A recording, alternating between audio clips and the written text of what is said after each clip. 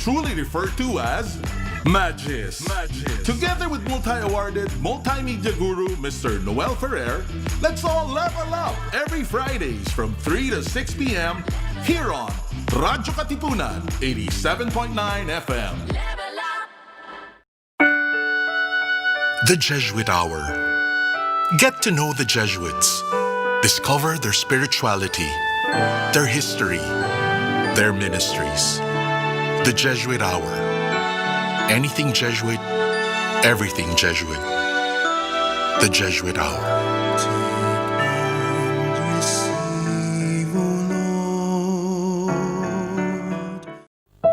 Meron? Ano nga ba ang meron?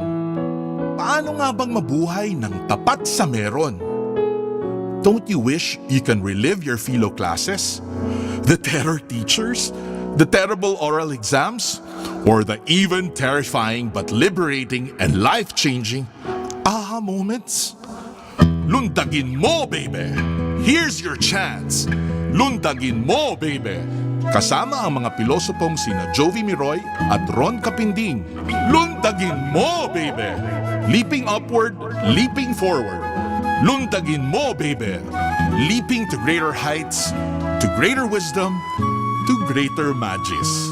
Lundag na, Ateneo!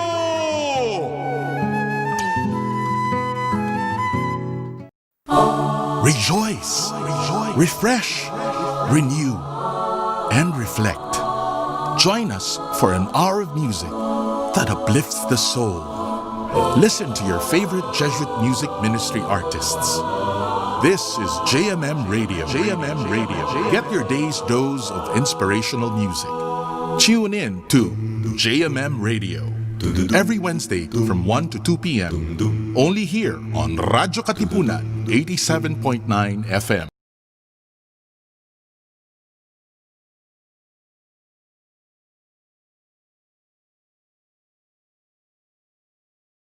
Radyo Katipunan 87.9 FM. Radyo, radyo, radyo, radyo, radyo, radyo, radyo, Katipunan, radyo, Katipunan, radyo, Katipunan, radyo, radyo, radyo, Katipunan, radyo, Katipunan. The voice of the Blue Eagle, kami di mapipigil sa pagbabalitang tumpak at tama. Buhay Atenista, sa labas ng eskwela, ating ibibida lahat ng eskwela.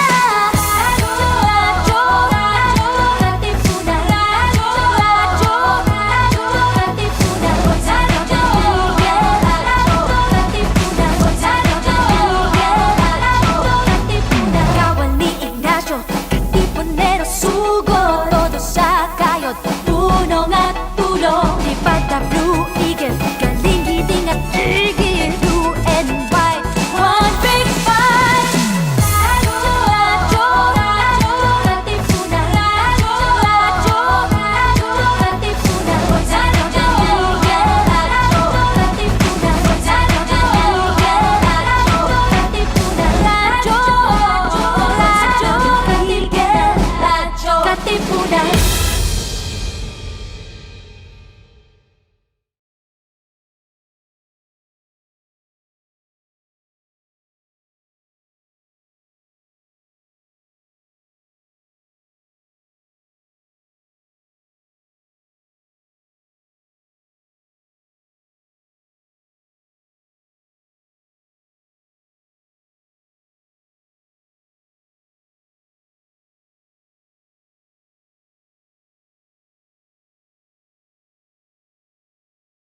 Welcome to The Rundown, where we take you right into the action with the latest sports news, updates, game previews, breakdown, and analysis in, around, across, and beyond the Ateneo. And now, let's get ready to run down!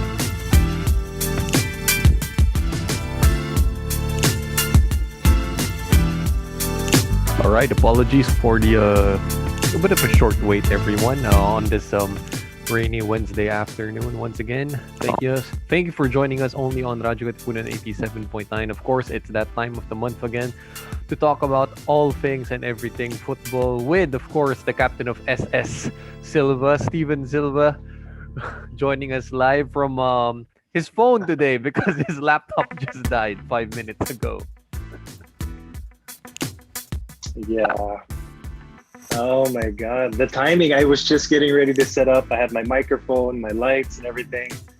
This is one of the scary things of this new normal. Just one faulty laptop and everything just comes down. But I'm still here. We're gonna push through. I'm excited to talk about the NFL. Of course, we're at the halfway point of the season and there's a lot of storylines to get through. Sure thing, Steven. But of course, before we continue, Pinoy NFL fans, of course, it's just gonna be us, Steven and I, for this afternoon. We're not gonna have Coach H, Tito Martz, who has a pickup duties today. So we wish him all the best and stay safe out there, Coach H. Yeah. All right, so Steven, let me get to the Yeah, he's got more important things to worry about right now. So Steven, let's start with our one of the most anticipated QB duels that we've talked about ever since preseason previews and all of that. So we were anticipating Tom Brady and Drew Brees' potentially last two matchups ever in their entire careers, and it turns out to be a total dud on Sunday night. Like, the expectation was here, but the reality was no. Okay, the chase for the all-time NFL passing touchdown king. It was lackluster, to say the least. Yeah, lackluster to say the least. It's one of Tom Brady's, it is his worst loss in his career. Losing 38-3. He had as many interceptions as points scored for the Bucs. It was a really bad day. It just kind of shows you even Tom Brady's human. He can have a bad game. But we've kind of seen that trend with the Bucs this year. There's a lot of new pieces coming into this offense. Gronkowski, you just added Antonio Brown to the mix, which was, I think, part of the reasons for that miscommunication on one of his interceptions. I think Brown thought the route was supposed to be cut short, more of a hook route. Yeah. The ball was thrown already a lot further than he ran the route. Interception. So there's a lot of miscommunication. You and I and Coach Hammer, we talked about this. This is a team that's built for the postseason. They're still working out the kinks, and it's not a failure of a season. They're still 6-3. They're so very much in the mix of the playoffs. And who knows? We might even see the Saints and the Bucs meet each other in the playoffs. They are in the same division now in the NFC. There could be a chance, especially now with the format of the playoffs being extended, I believe, to 7 teams. And I heard talks. There's even consideration of adding one more team to the playoff mix. So we don't know. Maybe we've seen them play each other for the last time, but there's also a lot of chances that we could see a lot more Brady versus Brees in the future. That's what we all want to see.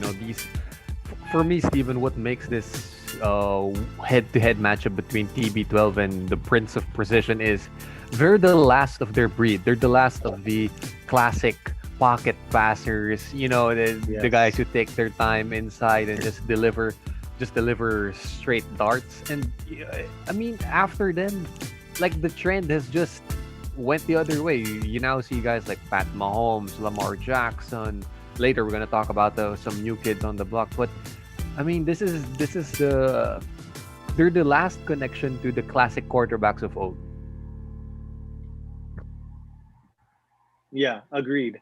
The Bradys, the Breezes, the Phillip Rivers, they're almost like dinosaurs. And I'm not just talking about their age.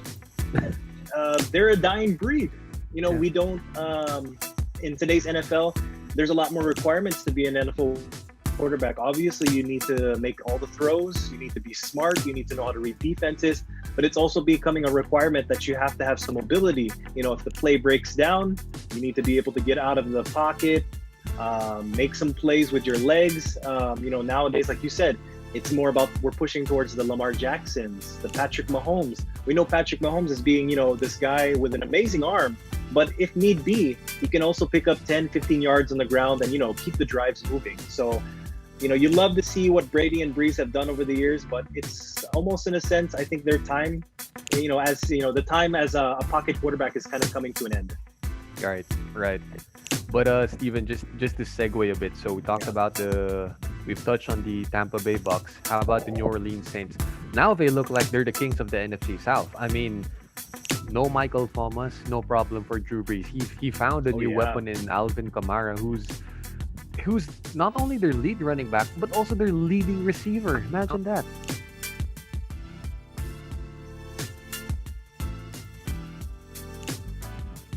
Yeah. It's not like what we thought Ezekiel Elliott was a couple seasons ago, that, running back that just does everything, whether you hand him the ball, whether you make him run a little reel route, catching the ball, blocking. He truly does it all. And it's big what you said. Obviously Michael Thomas isn't there this season. Hopefully they're going to get him back soon from injury. But he just takes the place of the leading receiver. He leads their team, I believe, with it's either 49 or 59 receptions so far this season, 3 touchdowns through the air, around 4 to 5 touchdowns on the ground. So it just, even without a huge weapon like Michael Thomas, you don't really notice it because they keep putting up the stats. They still keep winning their games, and it's gonna be so much nicer, of course, having Michael Thomas on the field. But while he's out getting healthy, Alvin Kamara's like, it's okay. I'll take care of the load for now. Steven, just to touch upon what you said, Alvin Kamara, take note.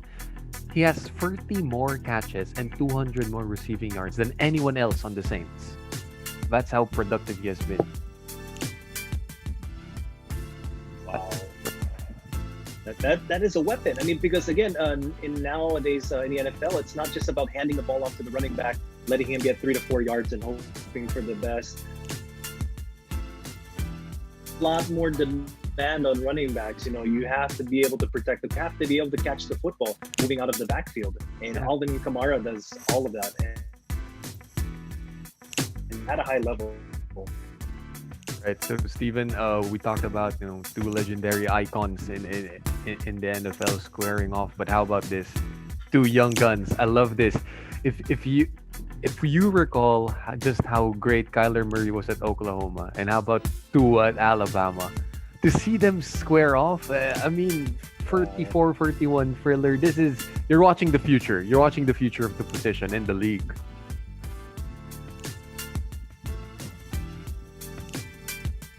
Oh yeah, I love it. When I saw this game coming up, especially Tua, of course, just being named the starter a few weeks ago, you're looking at, we've talked about Brady and Breeze, the previous generation.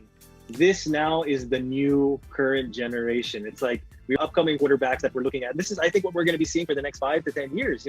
This is the type of quarterback you want, especially in Kyler Murray. What he lacks up in height, Kyler Murray is probably, I think, maybe 6 foot, 5'11". If we want to be generous, 6'1" or whatever. But he does everything that you need him to do. He makes the throws, and he's fast. When he decides to run the ball, he's hard to take down. Oh, yeah. I don't know if there's too many players at the quarterback position other than Lamar Jackson that can run as good as he can. And flipping it over to the other side, Tua, I think Brian Flores made a comment about him. He's only started a few games, but they said, the NFL stage is not too big for Tua, and he's only going to get better and better. And we know that he's still, I wouldn't say he's 100% healthy. Of course, he's coming off that major hip injury, but what we've seen so far, the NFL isn't too big for him. And I'm excited to see what he can do with his tools, especially when the Dolphins get more weapons for him, because we know that the Dolphins, it's still a work in progress. Like, the only thing holding Tua back right now is his health and durability. 3 surgeries in 3 years at Alabama. That kind of dampens your health situation for the long term. But in terms of him having the just having the X factor, the presence of, I can carry a team. Put me under the bright lights. I can deliver, and he just showed us that. Yes. All right. Also, Steven, Yes. keying Agreed. on, yeah, keying on Miami. Well, Brian Flores, just okay. If you take a look at the coaches that come from the Bill Belichick coaching tree, I mean, Brian Flores he's just a defensive genius. I mean, the Dolphins defense, they have they have registered an interception in 14 consecutive games. That's the second longest streak in the NFL.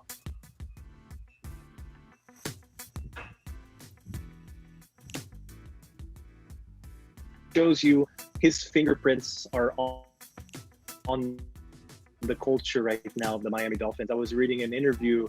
They can feel it. The culture is starting to change in Miami because I was doing a little research earlier.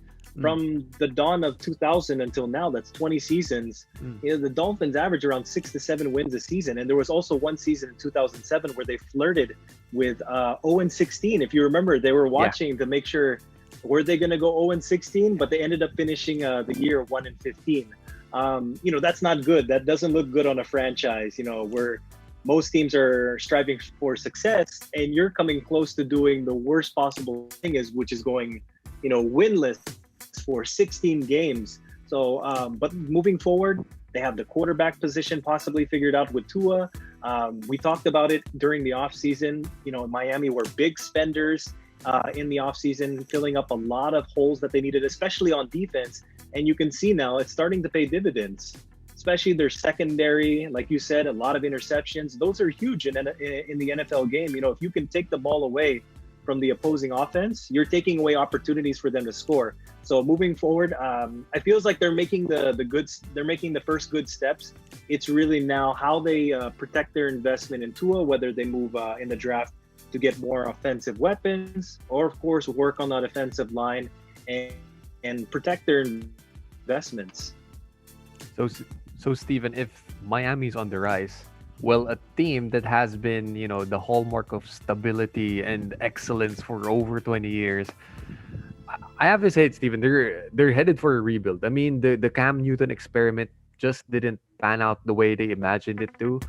Of course, Cam had his troubles with COVID-19, but no, it's not just Cam. It's them staying pat at the trade deadline, not trading away Stephon Gilmore for potential picks. The usual Bill Belichick, the usual Bill Belichick moves. And I mean, this franchise has kind of lost its mojo this season. Well, to be same quarterback Tom Brady, they get separated, what the result is going to be, and you can see it's very difficult to sit by in the quarterback the start of the position with Cam. It's very, of course, this is a shell of the team we've seen over the past seasons. They lack the weapons. The defense seems like it's taken a step back. Stephon Gilmore is still who he is, but it's really not the same team. Bill Belichick can do all he can in terms of his coaching, but if you don't have the play, execute the plays, it becomes really, really difficult. And Bill Belichick himself said in a recent interview, they've been doing as much as they can over the past 4 to 5 seasons. They've won 6 Super Bowls altogether. So it's not that it's a failure per se, but when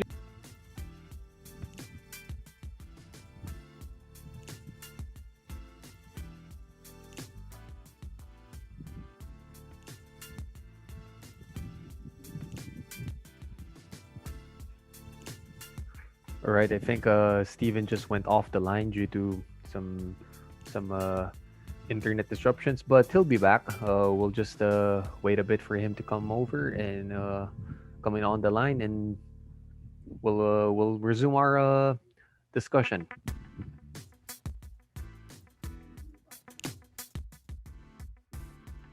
Anthony, Yep, still here. sorry about that. Okay. Sorry All right. about that. No, going back to the Patriots, This is a different team, and I think they're entering a new era. It's the era now without Tom Brady, and they're going to have to make some definite changes forward, whether it's the quarterback position. Obviously, Cam Newton was just a one-year experiment. They only signed him to a one-year deal. They're going to have to make some decisions moving forward. Right. So also still on the AFC, Steven, I'm just amazed at Josh Allen, the way they wrecked Seattle this week. I mean, he had 415 passing yards that tied his career high. He's now third most in the NFL with 2,587 passing yards. I mean, he's not an MVP candidate per se, but he's on the fringes, right? I mean, you could tell Josh Allen has really, expanded his game. Yes.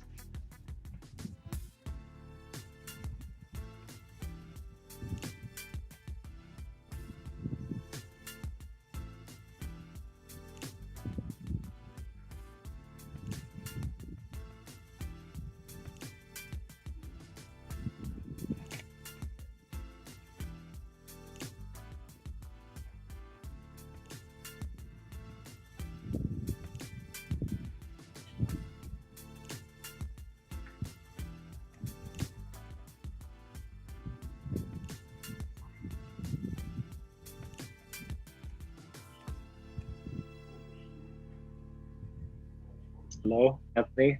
Yep, still here, man. Sorry, this our connection is not so good. Steven, it's okay even if you don't have to turn on the video. I mean, you can just do pure audio. It's gonna be fine. Okay, sure thing. Mm-hmm. All right, so continuing now. Okay, so we've talked about franchises on the rise, franchise on decline, but how about two, quarterbacks who are potential greats? Like I could see it right now, and I'm talking about Joe Burrow and Justin Herbert. They have PFF's 14th and 15th highest grades for a quarterback this season. And Steven, first, let's make the case for Justin Herbert. I mean, from Philip Rivers and over to, switching over to Herbert under center.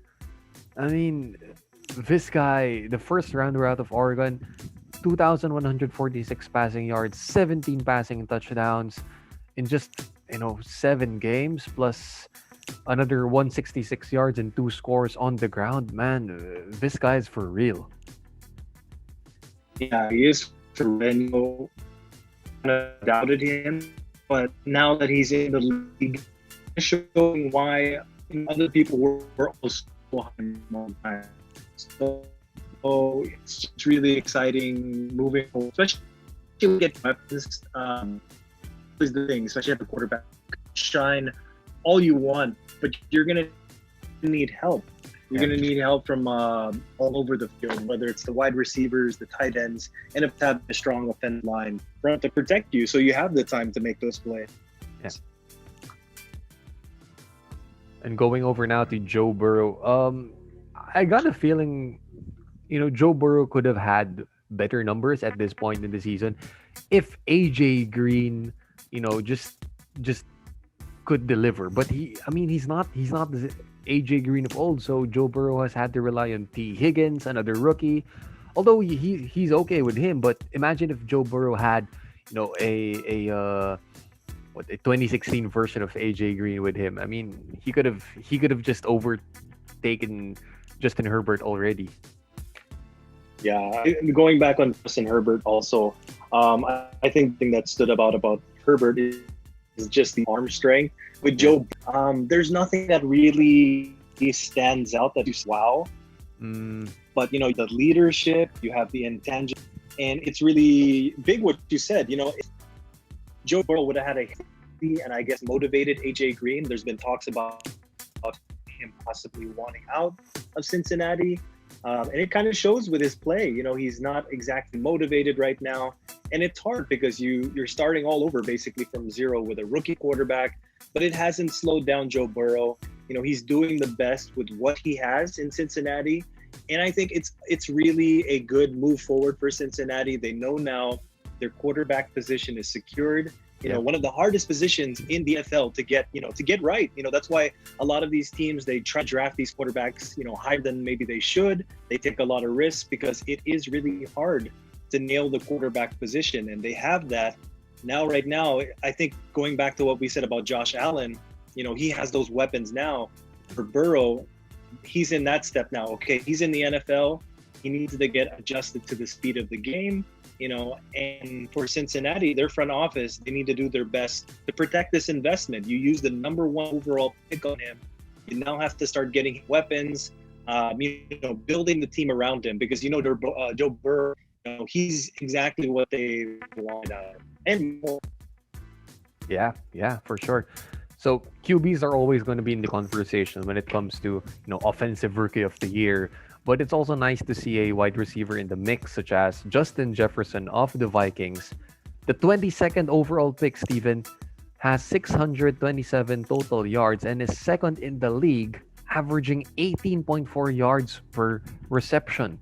And, for a Minnesota Vikings offense that lost Stephon Diggs during the offseason, man, Justin Jefferson, what a pickup. Yeah, it's fun when we were talking about the draft. We were focused on CeeDee Lamb, Jerry Jeudy, a little bit on Ayuk, especially since we're 49er fans. Justin Jefferson, he kind of got lost in the shuffle, and we kind of read him off, especially after the seems like he didn't lose at all because you get huge. Like what you said, 18 yards per catch. It's huge, and a lot of people are talking about him. He's only 21 years old, but you're getting one of the best already route runners in the league, the playmaker, and now you can see he's also a big time threat. Anytime he has the ball in his hands, he's going to get up yardage, and of course that's going to lead to scores. Definitely. And another plus factor for the Vikings, I know their QB situation with Kirk Cousins is, it still isn't set.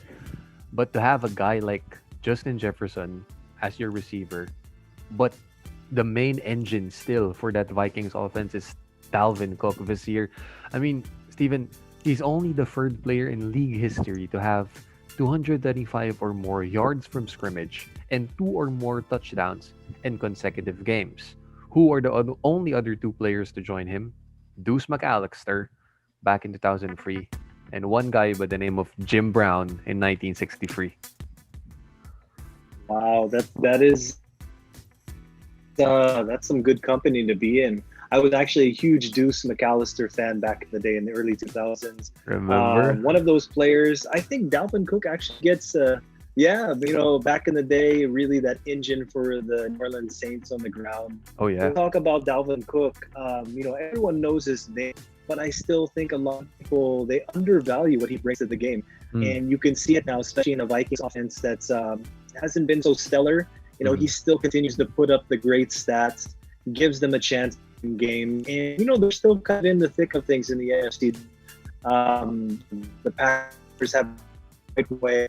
The Chicago Bears, there's still certainty there, whether they're for real or not. So, they could sneak in, make some noise. Like you said, also with Justin Jefferson, the wide receiver position looks strong. Kirk Cousins isn't exactly, a top 10 quarterback, but I think, he's consistent. You know what you're getting out of Kirk Cousins. Yep. It's solid play, some bad plays here and there. But moving forward, I think the Vikings, they're in an okay position right now. But we'll see. Yeah, we'll see what's going to happen as we go further down the season. All right, so switching over now to defense. Okay, defensive rookie of the year watch for us. Steven, it's not even a conversation right now. It's Chase Young. Lock it in. Sign the ballot, deliver it. You guys just came from election, so you kind of know about just sealing the deal and whatnot. But Chase Young, you know what? I mean, early favorite for rookie of the year on defense. 3.5 sacks and 7 total pressures. I mean, that's the future of the position. That's the defensive end for the next, the headlining defensive end for the next 5 to 10 years. Yes, agreed. And when we talked about him coming out of Ohio State, a lot of people were comparing him, of course, to last year's number 2 overall pick, Bosa, out of Ohio State. And people were saying, compared to Bosa, Chase Young is a different beast. There's more athleticism. Maybe he's not powerful as Bosa. But I have a recent clip on Instagram of Chase getting triple teamed. We're talking about rookie.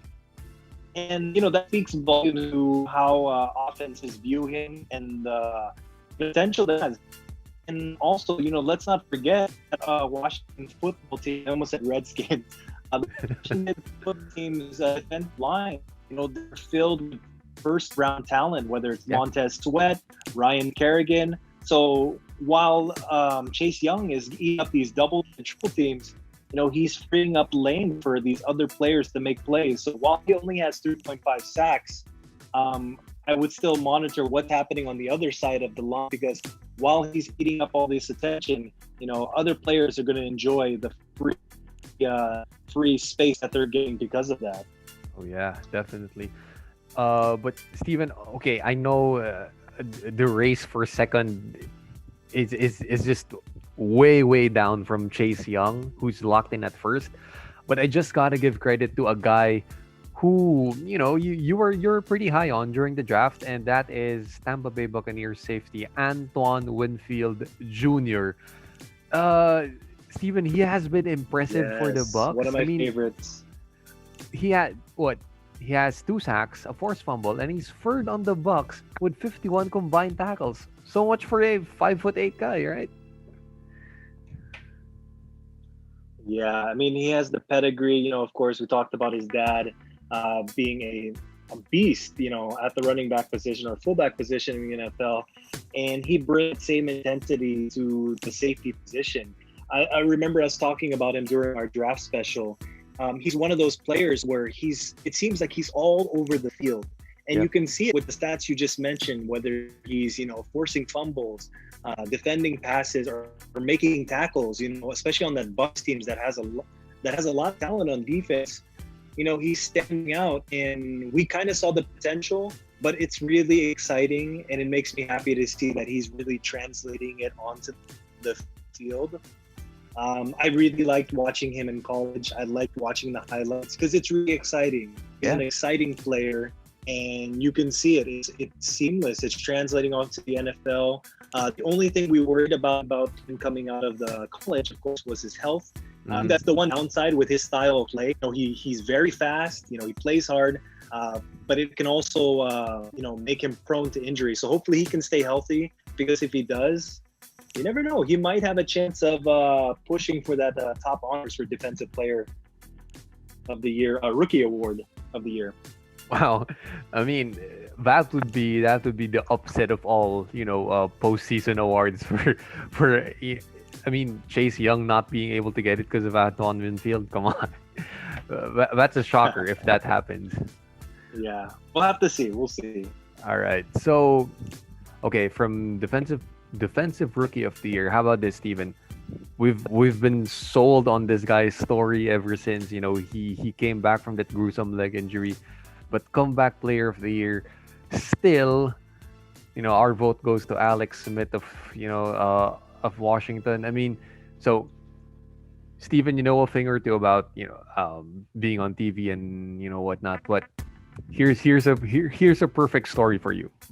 So Washington wide receiver Terry McLaurin, he was having a quiet game on Sunday, and then here comes Alex Smith throwing his first touchdown pass since November 11. Today, it's his anniversary today. Since November 11, 2018, 1 week, before he suffered a broken tibia and fibula in his right leg, he throws that touchdown pass to Terry McLaurin on the day itself. Could you script it better than that? You really can't. Going back to him winning Comeback Player of the Year, I think if the voters have a heart, they'll vote for Alex Smith. He deserves to win this award. We talked about it before in previous episodes. It's just a miracle that Alex Smith is able to walk again. Yep. But, it also speaks to his determination and his love for the game, that, he really wanted to prove it to himself And the other people that didn't think he would be able to play again, that he still has it in him. I think he's proven way more than we expected. And I definitely believe he should win the award. He deserves it. He's been through so much throughout his career, whether it be injuries or, coaches changes, especially we know how that was in the early 2000s with the 49. One thing about Alex Smith, though, he never quit. He had so many reasons to give up and just say, you know what, I think I'm okay. I'm just going to walk away from this game. But he never did that. And you really have to respect him for that. Steven, I'm gonna play casting director for a bit. How about this Disney movie? Ryan Gosling as Alex Smith.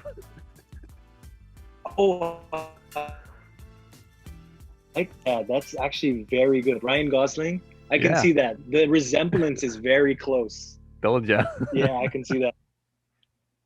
I would watch that movie for sure.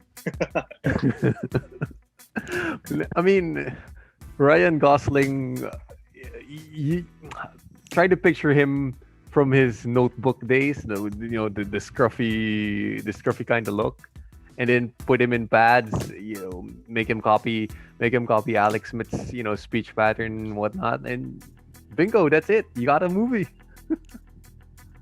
Here you go. You call it a comeback kid. All right. So, Steven, okay, comeback player of the year, Alex Smith, but a guy who not only, came back from a down year, but he came back through a rigorous off-season regimen of 6 Bud Lights a day, and he also brought back the Pittsburgh Steelers into postseason contention. And I'm talking about Ben Roethlisberger and the Pittsburgh Steelers, who are, for the first time in the franchise history, Steven, 8-0. Yeah, it's amazing. It's amazing. We were talking about the Steelers team last year, and wow, they look so different with, Big Ben, of course, being there. I think one thing we don't talk about is that defense. The defense was solid last year, but, with the offense, it was always leaving them hanging, whether it was Mason Rudolph or whoever was at quarterback, just couldn't get the job done. And now that you have Big Ben, while he's not putting up, the biggest numbers of his career, if you look at the stats, he's around 1,900 yards so far for the season, halfway point. He's got about 14 to 15, I believe, passing downs and only 4 receptions. If you put that over 16 games, he's going to be throwing about 35 to 36 touchdowns, 8 interceptions, 4,000 yards. That sounds pretty good to me. Especially in a year, taking a year off, he didn't play at all last season, I believe. Season drink beer, not working out so much, and it works. It works. Now the most 8-0. But it could get a playoff run for a lot of other teams if they're gonna have to. If Pittsburgh wins the number 1 seed, it looks like he's gonna go through Pittsburgh, and that's gonna be very tough. Yes. And also, Steven, I know the Steelers, they struggled in that win against the Cowboys, who, by the way, they were starting some guy named Garrett Gilbert at quarterback, but nevertheless, they were able to win. They were able to pull it off. And then I like what Mike Tomlin said. I know our team is dominant. We're 8-0, but we just can't keep flirting with danger like what we do, or like what we did against the Cowboys. We have to impose our will, impose our. That's how they are in defense. You have T.J. Watt, Cam Hayward, Bud Dupree. Big bad guys are ready to hit, and for Pittsburgh to continue to win, I think it really hinges on that trio on the defensive side of the ball to just impose their might early on. No, agreed. They have the strength up front. They have a really solid secondary. Minka Fitzpatrick, of course, came over last year from the Miami Dolphins.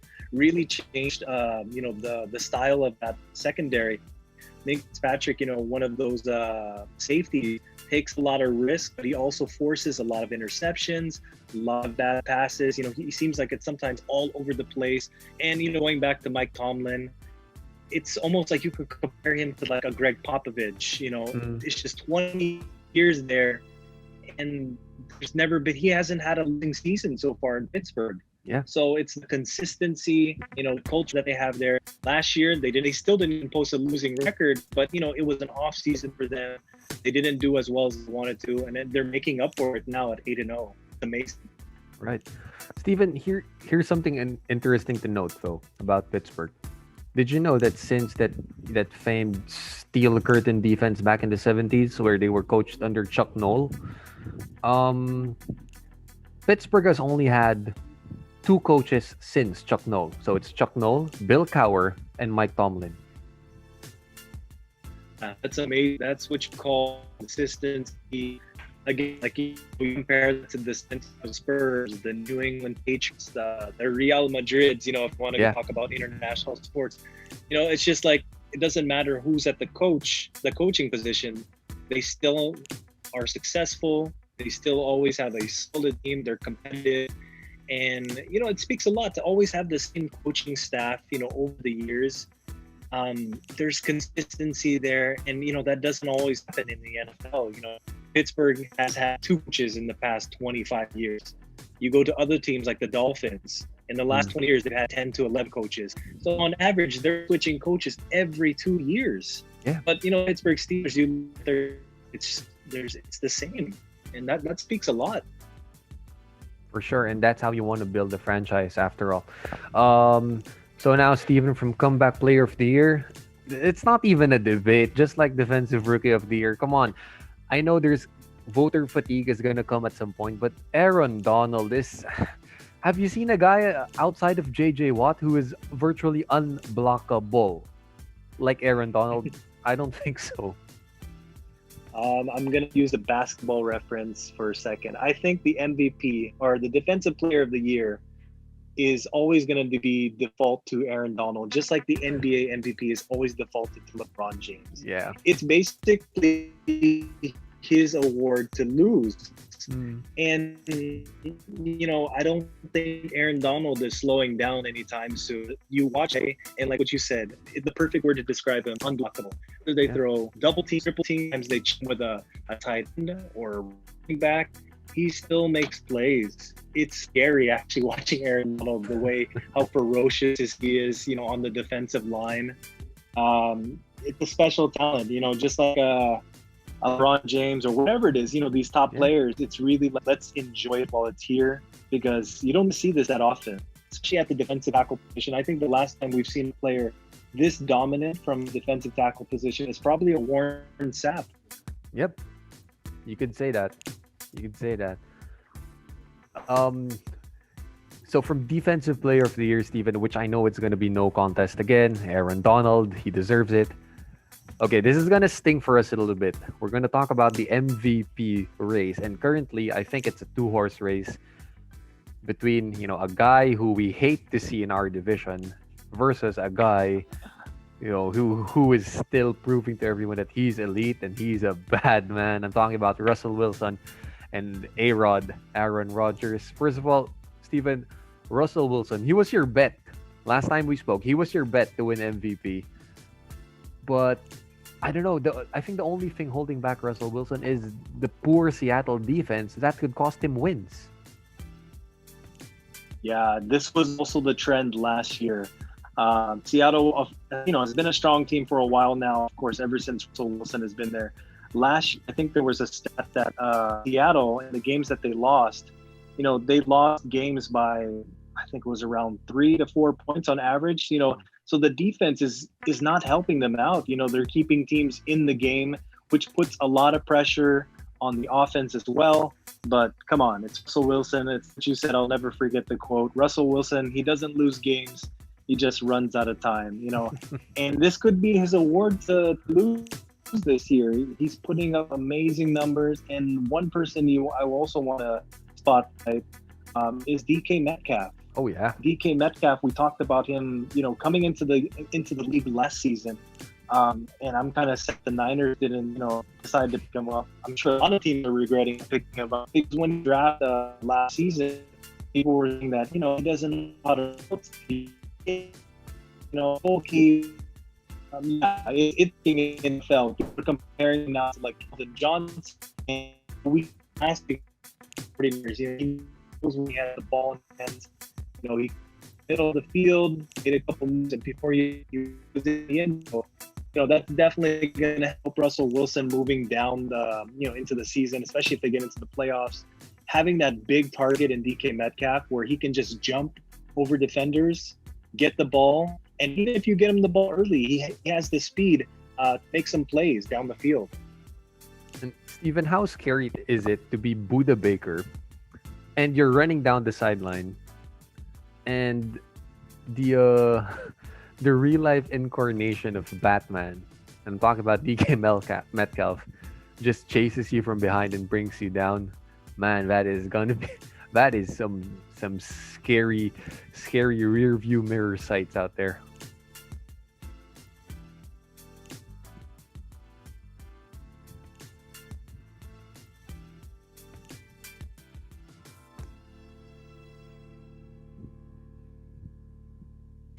Hold on, I think we just lost Steven on the line. We'll just wait for him to come back on air and join us again.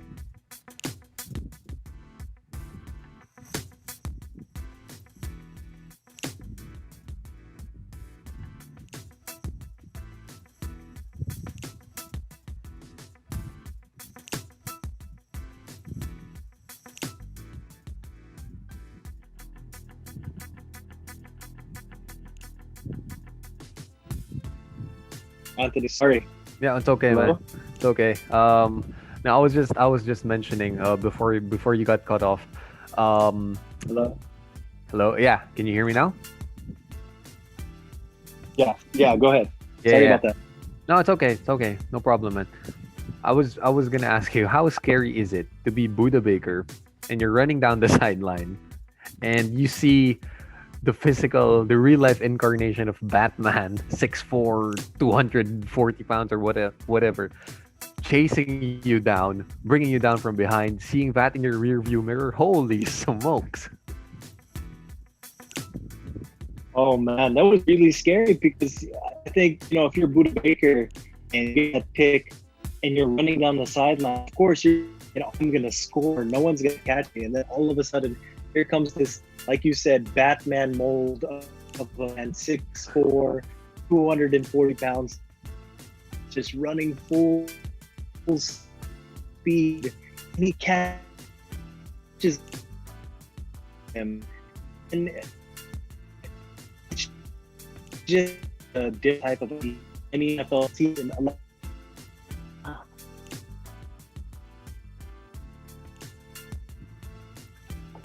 Yeah, that's why he's a special player. So Steven, heading over now to Aaron Rodgers. I mean, he's third in touchdown passes. Okay, he ranks higher than Russell Wilson in passer rating, but it's just this connection with Davante Adams. I know you.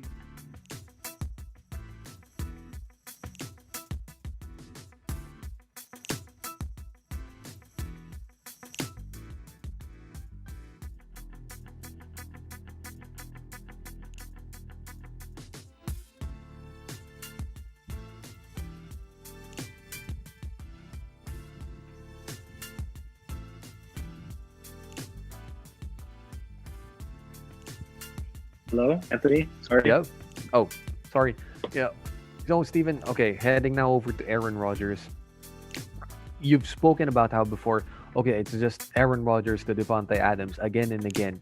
But, Steven, Rodgers and Adams have connected 53 times for 675 yards and 8 TDs. That's the most between any QB and receiver this season. And you know what? Why break it if it's working so well, right? I mean, why mess up that combination if it works so well in your favor? Yeah, exactly. We were wondering how this was going to work out. Davante Adams seems to be his only legitimate weapon there in Green Bay, but it's working. And Davante Adams, even himself, he says, he feels like he's the best wide receiver in the NFL. The stats don't really lie. I wouldn't call him the best NFL receiver right now. I still think, Julio Jones, Mike Thomas, the Mike Evans, they still have something to solve. But the reason I think he put himself stay top 2 or top 3 wide receivers in the NFL. Yep. You can put him in that conversation. And besides, you know what? I think I'm not comparing them in terms of skill. Okay. But Devontae Adams reminds me of a guy like Julio Jones. No drama, no BS. Just does his work well, extremely well. Yeah, it's just all about football. You don't have to worry him off field. And also, for somebody for DJ Hopkins, I think DeAndre Hopkins and Devontae Adams, they're very similar in the sense, they're quicker than you would think, and also the catch rate. You throw the ball up there, if you put it in his area, most likely ball. Oh yeah. All right, so I guess that wraps up our mid-season awards predictions. For the NFL at the halfway mark of the season. Steven, before we close our talk for this afternoon, I know you got another talk show that you're hosting. A podcast actually. If you'd like more people to come view it, come hear it. So just send out an invite out there. Oh yeah, thanks Anthony. I appreciate that. Yeah, me and a good friend of mine, we recently started a podcast. It's called the Dumb Things Podcast. It's on Spotify, Apple, Google, wherever you get podcasts. I recommend you check it out. We actually talk about a lot of topics. The most recent episode we just dropped yesterday, and we talk about adulting things, things like money, needs, which is so perfect, and there's so many right now. Really have to think about things you buy. Do you need it or do you just want it? We usually talk about a lot of fun things on there. So yeah, if you want to check it out, again, it's called the Dumb Things Box, and it's pretty much where you can get podcasts. All right, sounds good. But adulting isn't really a dumb thing, Stephen. It's kind of an important thing. Well, we like to say the podcast is named the Dumb Things Podcast because a lot of people think, they think these are things that we should mention out loud, or they might just put it off. But we like to talk about these things, everything and anything. All right. But Steven, again, I'd like to thank you for your time. I know we've ran into so many technical glitches, but hey, it's the new normal. What can we do? But anyway, thank you, Steven, for taking the time to talk football again on air with us. So appreciate the time, bro. See you. Take care. Yeah, of course. Thank you also for the time to all the NFL fans out there. Enjoy the second half of the season. There's still a lot of drama, a lot of action to be, viewed, and hopefully we can talk about it again very soon. Stay safe, Anthony. I know there's a storm coming in, so stay safe, and I hope to talk again soon. Take care, bro. See ya. Goodbye. All right. Bye-bye.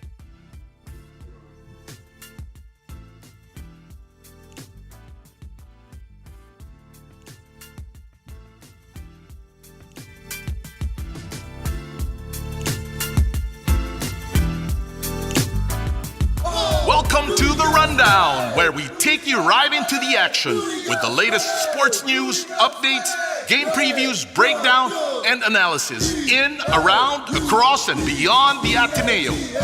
And now, let's get ready to run down!